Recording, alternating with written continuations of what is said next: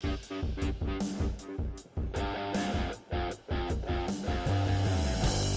up on the Razzball Fantasy Football Podcast, we are going to break down the wide receiver matchup preview for Week 9. That's right, we're going to break down the best slot and out wide matchup using our slot versus wide tool. We're on Razzball Down.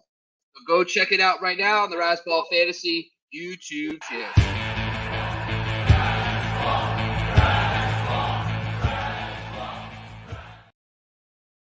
So here's the best part. Doing this intro, right? And me and Ben, I don't even care anymore at this point, folks. It's been a rough start for us. Yes, it has.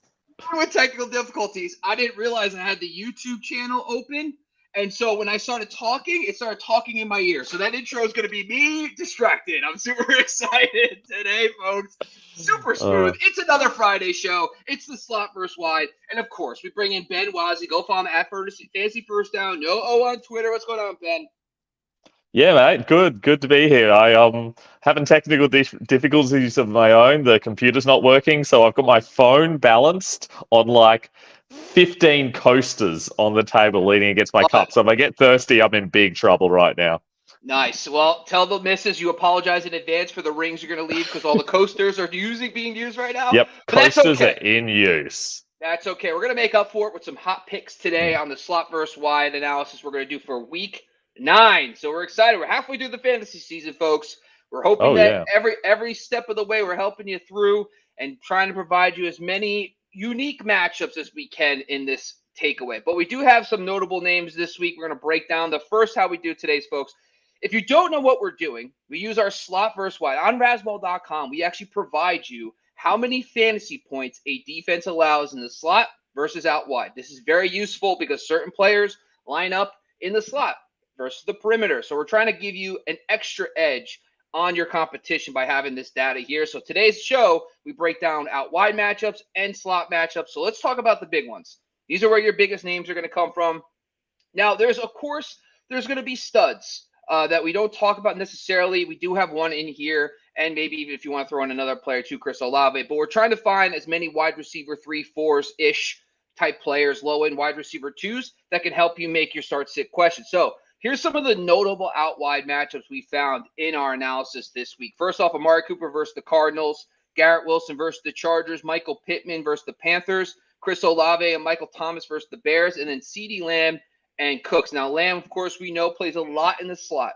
We're not saying mostly out wide, but what we're saying is he's still getting more targets than a guy like Michael Gallup for the most part this season. So that matchup's still going to benefit CeeDee Lamb. We broke that down a few weeks ago as well.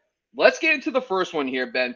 Amari Cooper versus the Cardinals. Now, Cooper has been okay. I mean, the quarterback situation is a little sketchy this week. Watson, we don't know what to expect from him. At least PJ Walker has shown that he's willing to support Cooper last week, like 6 for 83 last week against Seattle. So that's good. We know that worst case scenario, if Watson doesn't finish the game, PJ Walker can at least keep him afloat in this good matchup. The Cardinals allow the second most fantasy points out wide since week 3. So we're going to start narrowing it down over the next half of the season. We're not going to be looking at week 1 and week 2, week 3. Once we get through the back half of the season, we want to start looking at more trend data. So for this analysis today, it's weeks 3 through week 8. So just want to make sure everyone knows that. Some notable performances against Arizona: Jamar Chase, Cooper Kupp, Brandon Ayuk, JSN, Jake Bobo. Gotta love that. Michael Gallup as well. Ben, what's your thoughts here about this matchup? Is Amari Cooper locked into your lineups this week? Firstly, I'm just thinking about all the team names we can make with Jake Bobo if he truly breaks out. I'm really excited for that. But look, Amari Cooper is a guy that's really hard to trust. The biggest issue is we don't know what's happening with Deshaun Watson. Last time we thought he was playing, he played about, I don't know, an eighth of the match, and all of a sudden it was PJ Walker back in there again. So it's really hard to trust Amari. PJ Walker just doesn't throw touchdowns. He's played 18 career games. He's got 6 passing touchdowns. It's really hard to trust a receiver who probably won't get a touchdown. Having said that, it's really hard not to start him because a lot of the time he's getting, 80 to 100 yards in about half of his games, and that's pretty good. With Watson back, he is a better bet, but the Browns are like 8.5-point favorites, regardless of who they've got at quarterback, and that means they could run a lot, and that means they may not even need to throw to Cooper. The Cardinals are not a great matchup for wide receivers when the team isn't close. So it's going to be a case of, can the Cardinals stay close? Can the Cardinals put enough points on the board to mean they need to throw the Cooper, and therefore making him productive? For me, he's like a very, very low-end wide receiver 2 if Watson starts. If Watson ends up being out, surprisingly, he's probably a wide receiver 3. I almost don't even care about the quarterback. If you watch that game early on that he got hurt in a couple weeks ago, he looked so bad. He looked so bad. And, it's just – I know P.J. Walker – we kind of saw it last year with DJ Moore. He was able – DJ Moore had better games with P.J. Walker than he did Baker Mayfield for whatever reason. So the stats there – I know P.J. Walker isn't going to throw for 300 yards most likely, but he's good enough to know who his best players are, and he gets them the ball. And that's what last week showed us. So I think I'm okay with it. I think I'm more concerned about the Cardinals' offense. What's going to happen with Clayton Tune? I don't think Kyler's going to play at this point. And, of course, they just said, bye, see you later, and they shipped off Josh. So, at this point, I think I'm still okay with him. And here's kind of the reasons why. Number one, the Cardinals are an air yards defense. They're 6th in the NFL in air yards allowed per game, only 27th in yards after the catch. That's perfectly fine because Amari Cooper is 8th in ADOT.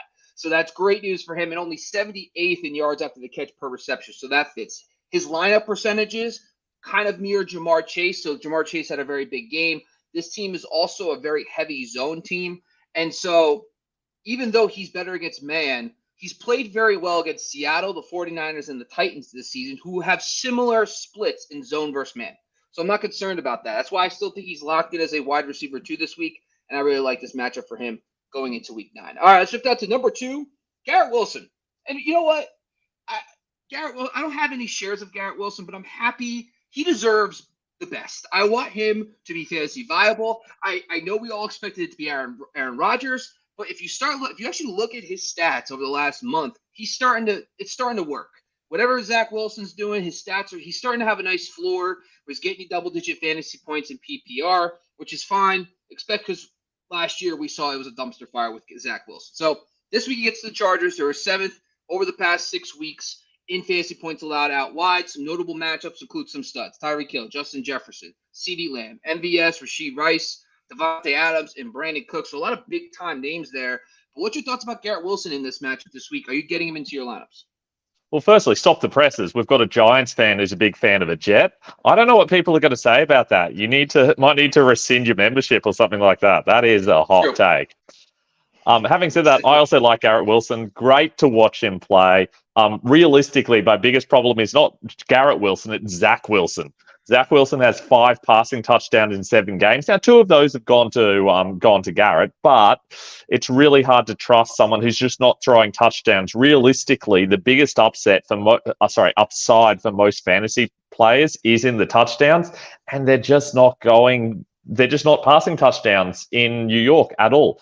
It's a real issue that's going to limit his upside. Having said that, we know he can find the end zone, and if he's going to pass to someone, it could be Garrett Wilson. So the fact that they're 3.5-point underdogs is really helpful to me. The fact that Wilson's averaging 11 targets a game gives him a really nice floor, and it's a great matchup, and they're probably going to have to chase. So I like Garrett Wilson. He's a really low-end wide receiver 1 for me. I can't imagine a situation where I'm not starting him, even though I do worry about whether he has true upside. Yeah, I mean, the Chargers over the last few weeks, if you just look at their numbers, their advanced stats, they're 1st in air yards allowed per game, 2nd in yards after the catch. So that's just delicious. That's what you want from a wide receiver. I would love every second of that. Garrett Wilson this season, though, is not really that impressive in those stats. 53rd in ADOT, 58th in yards after the catch. He lines up similar to Devontae Adams, who had a very good game against this team. So, when I'm looking through everything, too, and his best games have come against teams that actually play a little more man. This defense leans zone. So I think he's still a wide receiver 3. You're going to have bye weeks. You're not fading him. Most leagues now start 3 receivers. You're probably going to have him in your lineups. He's just not somebody. I know the stats on the surface with the out wide stats means that he's probably going to go off, but I just don't know if he has a ceiling right now. So I think he's a safe redraft play. Might not chase the matchup in DFS this week. All right, let's jump down to the next one. It's Michael Pittman versus the Panthers. And the Panthers, I'm getting tired of the Panthers. I don't even know what to do with the Panthers anymore. Last week, they decided to show up against Houston. They shut up Nico Collins, which maybe wanted to just scream from the rooftops. But anyway, Not enough of my personal problems about Nico Collins taking a huge dump last week on my fantasy lineup. But anyway, Michael Pittman this week has got them. Now, Carolina has suffered a bunch of injuries. So they're 11th in fantasy points allowed out wide this season. But Michael Pittman's kind of been he's over the last few weeks, he's gotten there through scoring a touchdown against the Browns on like a 75-yard touchdown with like 3 minutes left. But I called him a fade that week because it made sense. But then all of a sudden, out of nowhere, everybody on the Browns forgets to tackle, and he runs for a 75-yard touchdown with like 3 minutes left in the game. So I look like an idiot. I love fantasy football. All right, some notable performances against the Panthers over the last 6 weeks. Tyreek Hill, Justin Jefferson again, which I don't even know why that keeps happening. Jalen Waddle, Josh Reynolds, DK Metcalf, and Chris Olave. So some really good players, slightly maybe different players than you would get from Michael Pittman. But what's your thoughts on Pittman this week? Is he in your lineups? Yeah, look, he's someone that I do like this week, but I'm a little bit nervous about him. The Panthers have conceded the second most points to running backs. And one thing the Colts do have is some very good running backs. The Colts are also favorites in this game, so you'd expect they will be able to run quite a lot. It could be we just see a whole lot of Jonathan Taylor and a whole lot of Zach Moss, and that wouldn't be great for Michael Pittman. Having said that, Josh Downs is questionable. If Josh Downs is out, I mean, realistically, they have to pass to somebody, and it ain't going to be Alec Pierce. So it might be that they just need to use Pittman as the guy to stretch the field a little bit, make sure that the box isn't absolutely packed. So I can imagine Michael Pittman having a solid game. He's got 5 out of 7 games with half PPR double-digit points. That's pretty darn good. So even though I'm worried about the floor, I feel like he could have a dud game. I feel like he's more likely to have a solid game. So for that reason, he's a high-end wide receiver too for me. I'm starting him even though I'm a bit nervous. Yeah, I feel exactly the same way. So when you're looking at the stats for him, the Panthers are 25th in air yards and 29th in yards after the catch allowed. So, okay, where's the fantasy points coming from then? Because it's there. And Michael Pittman, he's an all yards after the catch guy, 80th among qualified receivers in ADOT right now, and 17th in yards after the catch per reception. So the matchup doesn't really say that's good for him. 29th in yards after the catch per reception per game for the Panthers doesn't mean he's going to have a great game. But his lineup percentages are decent. He lines up similar to Chris Olave and Tyreek Hill, but I don't want to compare anybody to Tyreek Hill. And Chris Olave is also a different type player too, so it doesn't make any sense. And then when you look at the man versus zone stuff, he's graded better versus man. The Panthers play a lot of zone, but when you look at his matchups against heavy zone teams this year, and listen, I'm not on PFF staff. Hey, but if you want to put me on your staff, I'm in. I'm not saying anything bad about PFF, but I don't know how they do their grading, so I can't say that. But if you look at the way the Carolina Panthers set up their zone, how many should they play zone versus man? They kind of look similar to the Texans, the Rams, and the Jags. So he had 13.6 against the Texans, 23 against the Jags, and 2.5 against the Rams. So a little up and down, but it seems like he'll be okay. I think he's a wide receiver 3 this week. Not somebody I'm getting in my DFS lineups, but I am very comfortable starting him in season-long leagues. All right, let's go to number 4, Chris Olave and Michael Thomas against the Bears. The Bears are 8th most fantasy points allowed out wide this season. Notable matchups, notable players that go off against the Bears over the last few weeks: Mike Evans, Romeo Doubs, Curtis Samuel, Jacoby Myers, and Keenan Allen. What's your thoughts here, Benny, getting both these guys in your lineups this week? This is such a weird one. I really don't know what to feel about the Saints this week. Like, it should be a fantastic matchup for them, but they're also heavy favorites, so they could easily lean on the run. But we've seen a lot of teams be able to throw on the Bears. The Saints haven't really been throwing very heavily this season, and they have not been throwing touchdowns at all. I think Derek Carr has 8 touchdowns on the season, and only 2 of them are going to these guys. Olave has 1, Thomas has 1. That's despite the fact they've had 9 targets inside the 10. So 9 targets that have been thrown from inside the 10. So we're essentially talking about goal line targets. They've only got 1 touchdown or 1 reception out of those. So they're just not making the most of their red zone opportunities, these 2 receivers, and that makes them really hard to trust. It badly limits their upside. Having said that, Thomas has at least reached 42 yards in every game this season. Do you know who hasn't reached 42 yards in every game this season? Chris Olave. He's averaged 42 yards in the last 5 games. So even though Olave is someone that we typically rank a lot higher, It's more because he's got that big play upside, but they haven't been able to access that recently. So it makes it really hard for me to trust him. He should be a wide receiver too. He's top 15 in ADOT. He can rip off a big play. And if you're going to rip off a big play against someone, it could be the Bears. However, I don't trust him at all. I think you have to play him because he could have a massive game, but he's just as likely to have a total dud. I can't sit Chris Olave against the Bears. So when you're looking at the Bears, first off, they are a yards after the catch defense, third in yards after the catch allowed, 14th in air yards per game. Now, Chris Olave is an air yards guy, but he's also pretty good. He's above average in yards after the catch. He's 40th in yards after the catch per reception among like 100 qualified receivers in that metric. So he's 14th in air ADOT, though. So he's definitely an air yards guy. I'm not saying he's not. Michael Thomas, meanwhile, he's 80th in both metrics. So he's more of a PPR asset. He's going to get you probably 10 yards a catch. You'll catch 5 or 6 balls, and that's how you get there in PPR. So if you're looking at the way they line up, Michael Thomas actually has the better matchups. Romeo Doubs and Mike Evans, he lines up similar to those guys, while Chris Olave only mirrors Jacoby Myers. So I actually, when I'm looking at through this, Olave's in. He's my wide receiver too. I'm trusting him at home. Derek Carr, by the way, was dealing with a shoulder injury for a long time. So I think there was a lot to do with that. And over the last few weeks, we just started to see him playing a little better. And I feel comfortable with Olave in the dome. I'm in.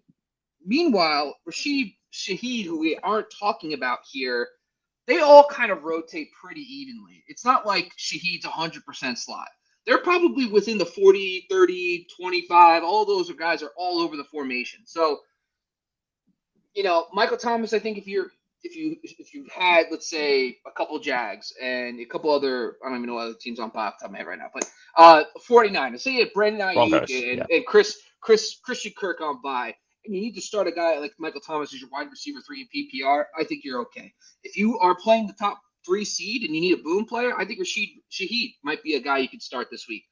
But the problem is, how much is the Bears offense going to do? So I think if you're just redraft safe, it's Chris Olave, in my opinion. PPR, I'm going to go Michael Thomas as a wide receiver 3. And I actually don't mind taking a DFS dart throw on Shaheed or a wide receiver 3 dart throw on him as well. The guy's just putting up points at this point. So he could be the number 2 rest of the season. All right, let's jump down to the final one. Now, of course, got to throw in some love for CeeDee Lamb. He's a stud. He's in your lineup. I think he's in my DFS lineup, so we don't even need to talk about CeeDee Lamb. Brandon Cooks, though, versus Michael Gallup might be a better question here. It seems like over the last few weeks, Brandon Cooks is starting to emerge as the number 2 more productive player, but Gallup's still out there. He's still getting around the same amount of targets. They both are facing the Eagles this week. They're all the 5th most fantasy points out wide. There's a bolo. There's a laundry list of guys who have gone off against the Eagles secondary. Tyreek Hill, Jahan Dotson, Puka Nacua, Cooper Kupp, Curtis Samuel, Terry McLaurin, Mike Evans, Garrett Wilson, Terry McLaurin. Bunch of guys. So McLaurin twice. So what's your thoughts here, Ben? Is it just CeeDee Lamb? Are you going to give a shot to maybe Cooks or even Gallup in this matchup? Look, last week's game gave me a lot of confidence in the Cowboys. They really seem to have started to work out how to actually use their wide receivers a little bit, and that's a positive thing, especially going against such a generous defense in the Eagles. A generous secondary, anyway. Their D-line's pretty good. This is projected to be a really high-scoring game, probably the 3rd highest-scoring game of the week, according to Vegas. So you'd expect there to be points, and you'd expect there to have to go to the wide receivers because the Eagles are really good against the run. So it's not a Tony Pollard game at all. Tony Pollard's quite low for me this week, actually. The problem is, obviously starting Lamb, but can you start Cooks? He's not getting a lot of targets and he's not getting a lot of snaps. He's getting, 65 to 75% snaps. He's only had 4 targets once this season. Most of the time he's got less. He's just getting a lot of touchdowns. He hasn't even surpassed 50 receiving yards. So I just don't think I can trust Brandon Cooks. It should be a great matchup, but I just don't know what they're doing in Dallas with everyone who's not CeeDee Lamb. So I don't trust him. Not starting Cooks. CeeDee Lamb, on the other hand, is a top 5 option, obviously. Even though he's only had 2 games with over 7 targets, which isn't great. Realistically, this is a game where you'd expect the offense to have to be really good and have to be really productive. It's not going to be a blowout where they take them off the field after half a game again.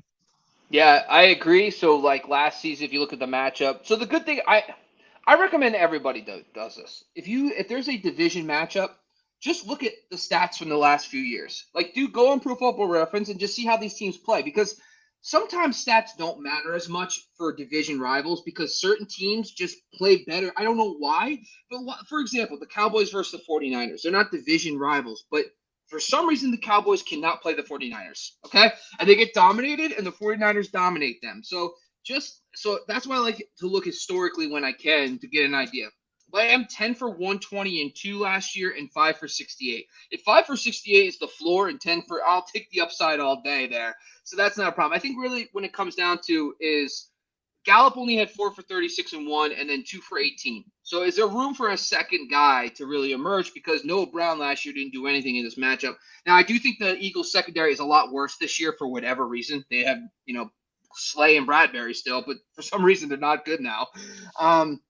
So if you look at the players as a whole, the one thing you'll notice right away, though, is the type of player that Brandon Cooks and Michael Gallup are actually different when it comes to air yards and yards after the catch.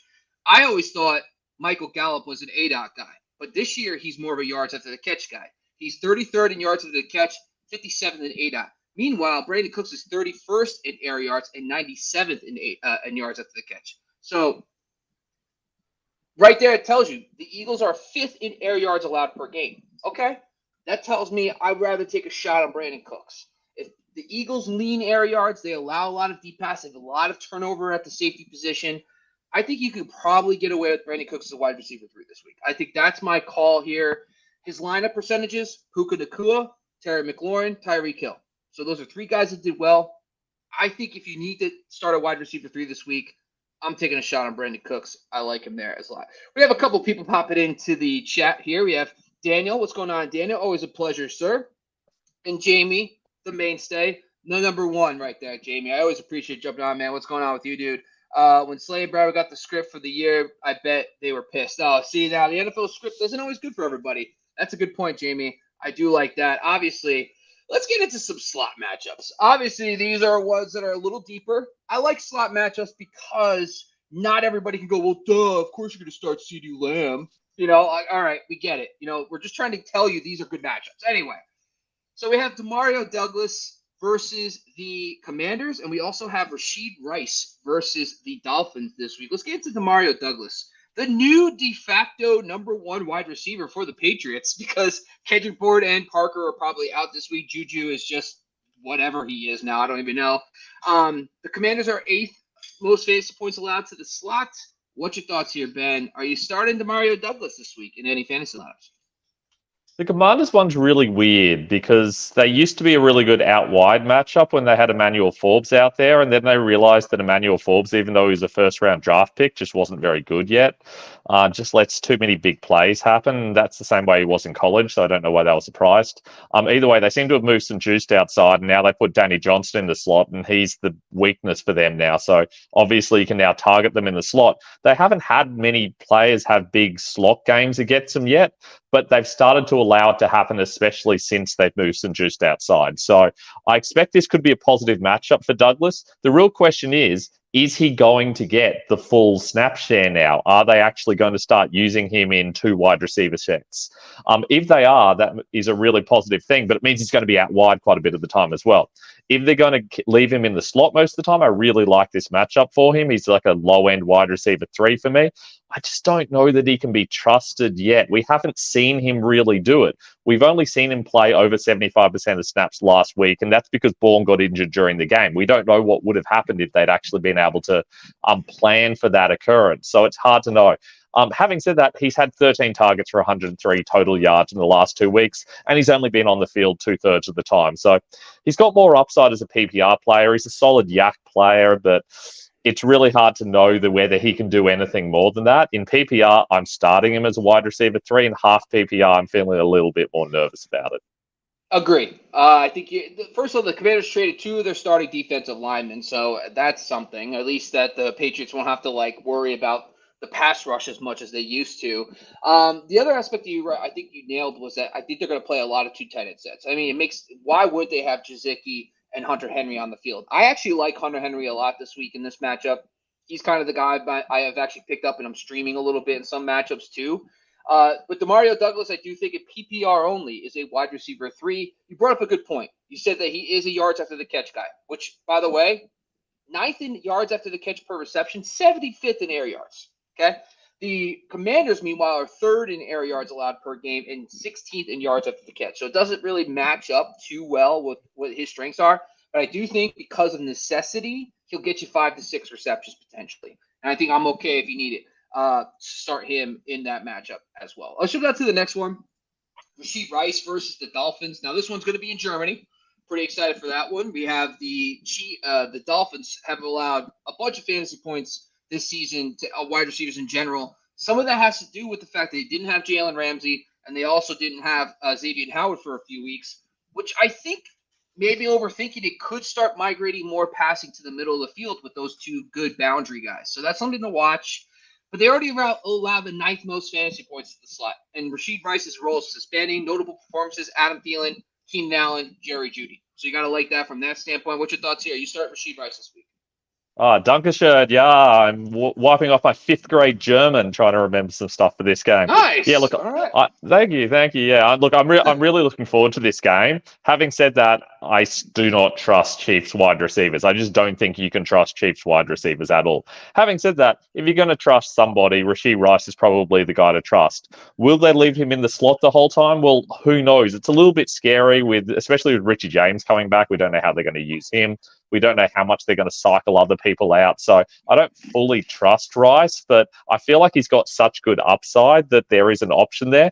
The Dolphins have been a little bit better since Keita Kahu comes into the slot compared to Bethel and people like that. So I'm not sure if they're going to be quite as bad against the slot as they have been at times. I think it's just the easiest place for teams to attack them at the moment. But I need Rice to play more snaps. At the moment, he's playing 60% of snaps, and that's with a lot of players injured. So can you trust him? Well, no. But is he somebody you're worth taking an upside shot on? Well, yeah, probably. Realistically, this is a game where you expect it to be a high-scoring game. I think Vegas has it as the highest-scoring game of the week, and rightly so. So I'm taking a shot on Rice as a wide receiver 3, but only if I really need the upside of those points. If I'm probably the favorite in my matchup, I'd rather go for someone a little bit safer. Yeah. So quickly, before I get to my answer there, Jamie brought up a good point. He goes, they asked if they use Gesicki in the slot. The one thing I will say is, yes, probably more, but Jalen Reagor played more snaps. So for whatever reason, I mean, we don't want to admit that's a good thing, but Jalen Reagor ran 20 routes versus only 12 for Gesicki last week. So even with Bourne going out, they still plugged in Jalen Reagor. So I think Gesicki and Hunter Henry will play more. But I do think Demario Douglas is still going to get a decent amount of slot snaps. He did pace the team by a long shot in the slot last week.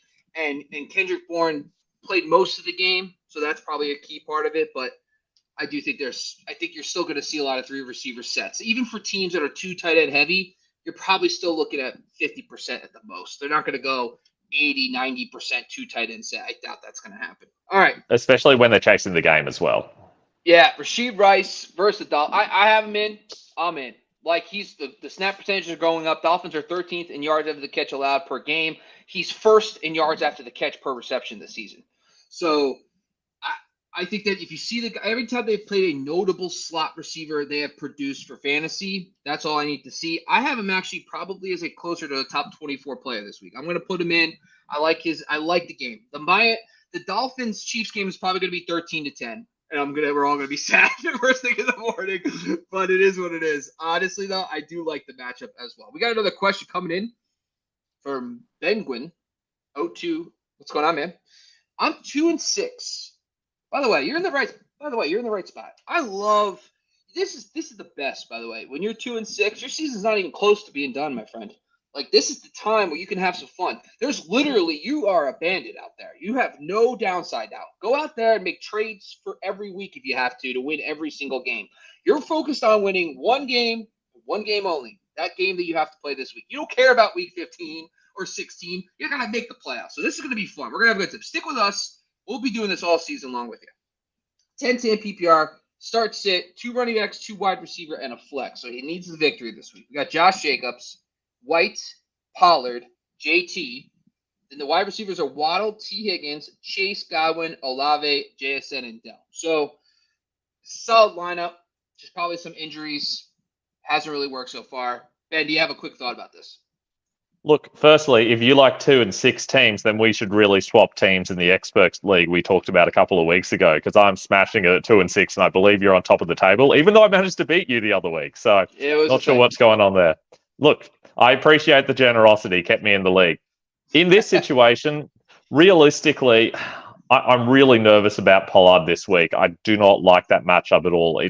I'm trying to avoid starting him if possible. I'm probably going with JT and Jacobs, so I don't feel great about that. Wide receivers, I mean, obviously playing Chase. I think you probably want to play Waddle in this matchup. And the third guy, I mean, I talked about how I don't really love Olave, but I kind of like your lineup. So I'd probably go with Olave and just take that upside and feel like if he has a bad week, you've probably got enough upside with everyone else that you can go with him. So I definitely in PPR want to be starting 3 wide receivers, definitely. So I'd go with JT and Jacobs and then those 3 wide receivers.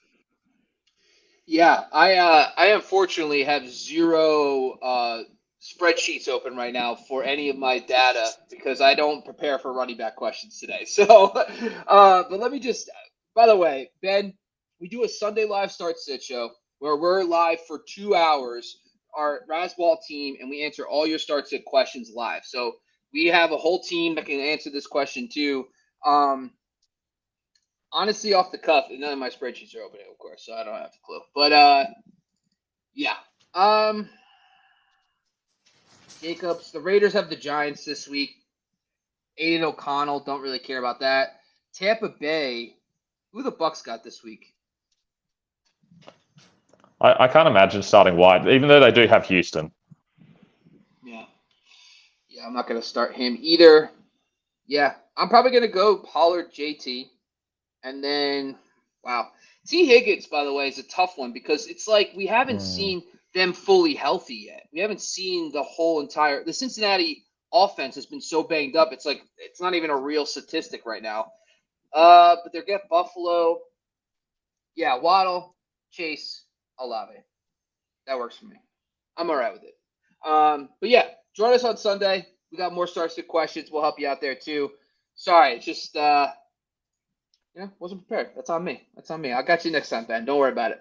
Anyway, let's get down to a noble out wide matchup downgrades, where things take a trip to negative town, folks. Some teams that have really tough out wide matchups with the Chargers wide receivers versus the Jets, who, by the way, are even Keenan Allen has a tough matchup versus them as well. You have the Ravens versus Seattle, and then the Eagles wide receivers versus the Cowboys. Let's dive into the Chargers wide receivers first. I don't think anybody in the world is going to sit Keenan Allen ever, but it is notable that they has a tough matchup. Good news is guys like CeeDee Lamb had a very good game against the Jets. Stephon Diggs, A.J. Brown. So, like, some of the elite receivers had good games. But remember, there has been some injuries to the Jets secondary this season that's felt with Reed and also Sauce Gardner missing games. They are dead last in fantasy points allowed out wide. So, are you – obviously, Josh Palmer with the knee injury sounds doubtful. But is there any hesitation on Keenan Allen this week? No, not really. Realistically, we've seen guys like Diggs, Lamb, and Brown all go for over 100 yards against them. And in 2 of those games, both Sauce and Reed were healthy. So even week 5 and 6, when they had Sauce and Reed out, they still looked okay. They shut down the Broncos to some extent. But I feel really good about starting Keenan Allen. As good as you can feel anyway. He's got double-digit fantasy points every week in PPR, so he's just the kind of guy who's going to have to get a lot of targets, especially if Josh Palmer's out. They're going to have to throw to somebody. So I do feel good about him. Do not feel good about Palmer or Johnston. Realistically, they're deep direct guys. That really doesn't work against the Jets. They're just going to shut that down. The Jets concede the most fantasy points to opposing tight ends because they leave that middle of the field open a lot. That kind of works for Allen a little bit, but it's especially going to work for Everett and Parham. So I expect Everett and Parham to have a good game. I also expect it to be a pretty solid run game. Teams can run on the Jets. They can see the 11th most points to running back. So it could be that the Chargers don't use their wide receivers much at all. It could be that they're ahead pretty early and they're just able to run out the whole game. Little check downs to the tight ends, use a little bit of Keenan Allen, enough to make him useful in fantasy. So I'm starting Keenan Allen. Palmer's just way too boom bust. I'm not touching Johnston. I just don't trust him yet. So for me, Allen, yes, the others, no. Yeah, I agree with you on that one. Palmer's dealing with the knee now, too, and he's barely practiced this week, so I'm not going to touch that in this bad matchup. Easy fade there. Keenan Allen. So I was looking at the CD Lamb comparison is perfect. That's really all you need to see. The CD Lamb and him line up very similarly. The Jets, as good as they have been, are 10th in yards after the catch allowed, which is pretty good. So Keenan Allen's a yards after the catch receiver. The other thing about the Jets, they lean man. Keenan Allen's been great against man. So when you add all that up, not fading Keenan Allen. This one's easy. Stick with Keenan Allen, fade everybody else as the receivers. All right, number 2 is the Ravens wide receivers versus the Seahawks. Really, it's Zay Flowers. I don't think anybody's really starting Odell or Rashad Bateman at this point. So I guess it's really a Zay Flowers question. But Seattle's allowed the second fewest fantasy points out wide this season. Since week 4, only 2 players have had 14 PPR points, and that's Amari Cooper and Jamar Chase. What's your thoughts here, Ben? Are you starting Zay Flowers in this matchup? Seahawks is such a weird one because they have conceded so few points to out wide, but they've conceded by far the most points to slot guys. So, oh, hello. Someone's just jumped off your wall. Yeah, it's a really weird situation. I don't know what to make of it, but the Seahawks have started moving things around. They've shifted Adams into the slot quite a little bit, which hasn't worked particularly well for them either. And they've moved Witherspoon out wide, despite the fact he didn't look very good in the slot. So they're moving guys around everywhere and trying different things. And they seem to just be really susceptible in the slot. And that's just the way they've schemed things up. I just do not trust Zay Flowers, but he's got such a safe floor. He just can't get over that 80 receiving yards. He won't have big games, especially the way Lamar Jackson plays. He just does not pass enough to his wide receivers to make it, to give them that ceiling that you really want to have. So for me, he's a low-end wide receiver too. I don't trust him to do too much. Beckham, Bateman, Aguilar, they're all getting less than 2/3 of the snaps. So I wouldn't be starting any of them even if I was desperate. I just don't think it makes sense this week. Yeah. You know what I felt was interesting is when I think Jamar Chase, I don't think Jamar Chase as like this, big time yards after the catch versus I think he's like an air yards down the field guy, and he hasn't really been that this year. The reason why I bring that up is because his usage in that, whether it's getting yards after the catch versus air yards, mirrors Zay Flowers, which I thought was interesting because Zay Flowers is 30th in air yards and 81st in yards after the catch. So it's a little I was surprised by that. The other aspect of this too is that Seattle is like top 12 in both or air yards after the catch, but Seattle's one of those teams, if you look at the data from early on in the season, they weren't that good. And now they're getting stronger. So I am a little concerned. I think that he's a wide receiver 3. But honestly, I'm not actually confident in Zay Flowers this week. I think that Lamar Jackson with Mark Andrews and company, I think that you're probably going to see maybe, I guess it's just a necessity. I guess all I'm thinking about in my head, I'm like, well, Seattle's really good against the run. So you can't. Gus Edwards not going to be able to get it done. I guess they're going to need him. Maybe wide receiver 3 in PPR only, but I'm not overly excited. I think this could be more of a defensive matchup in this game. All right, let's come down to the last one. Eagles wide receivers versus the Cowboys.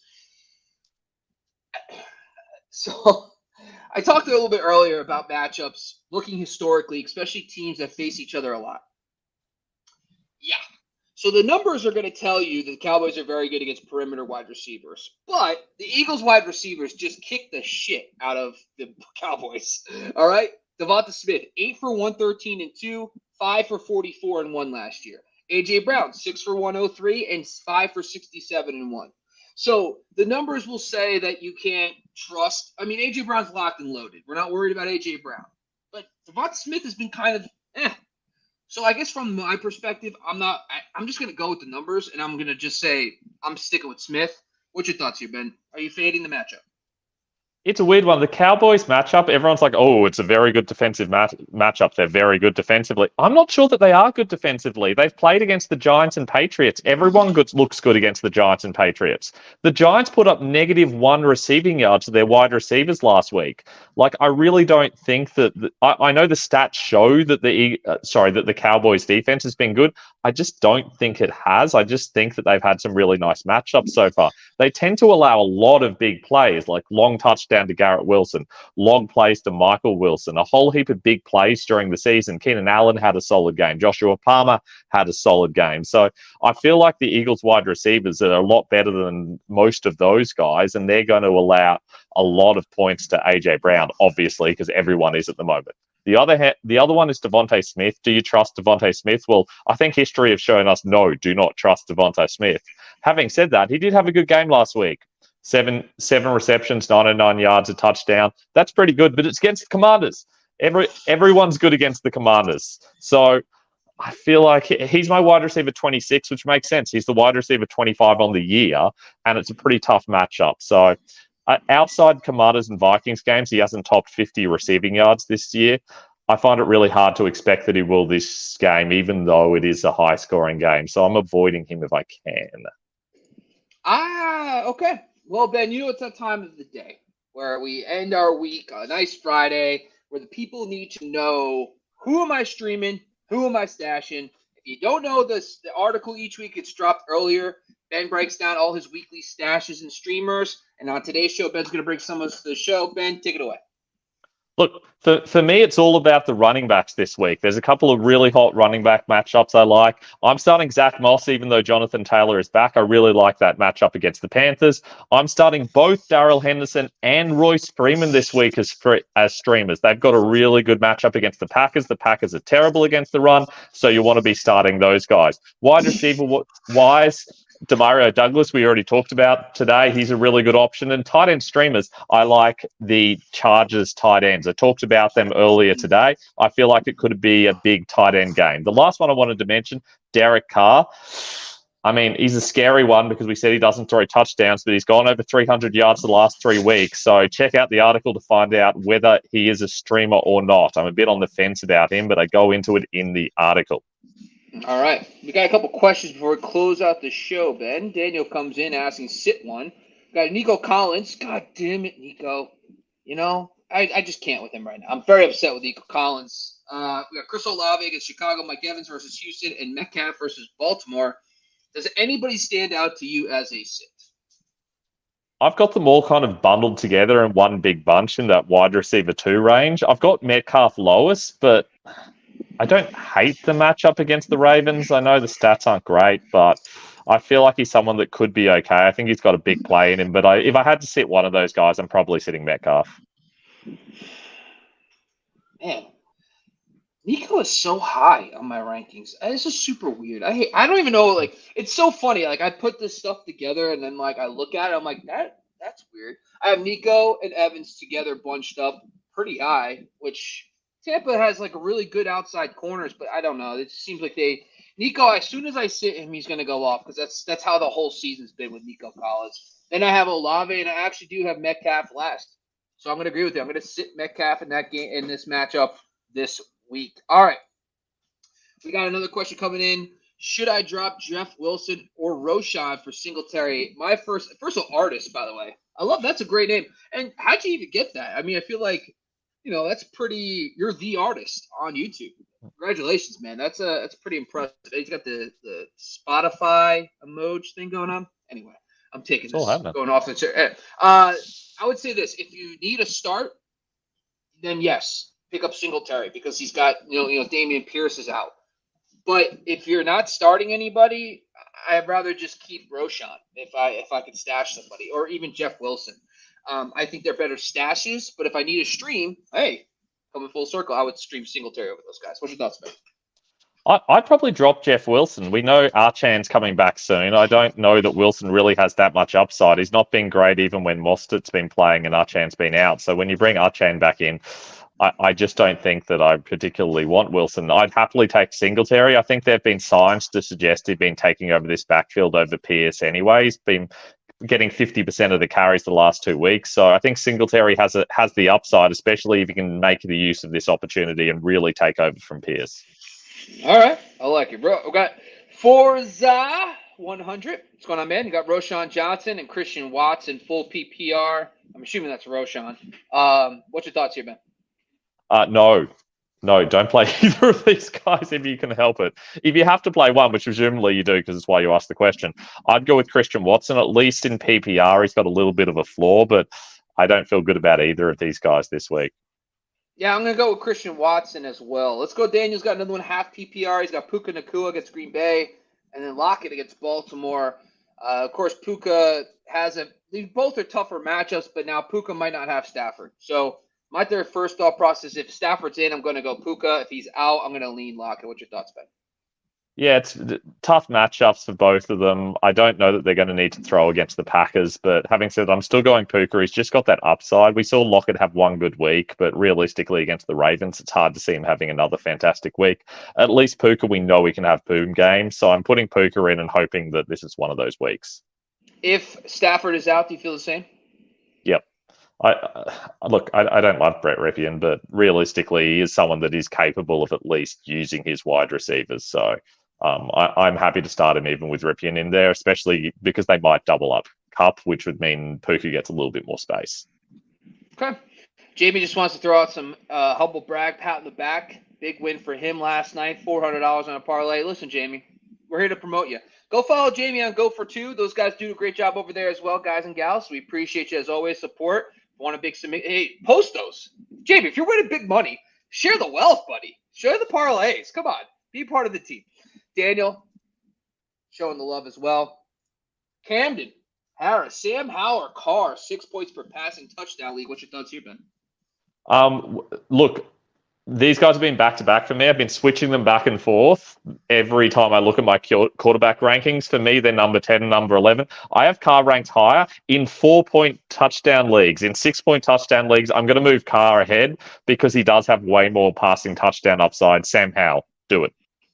Yeah, I'm feeling Carr. I think Carr is starting to get healthy.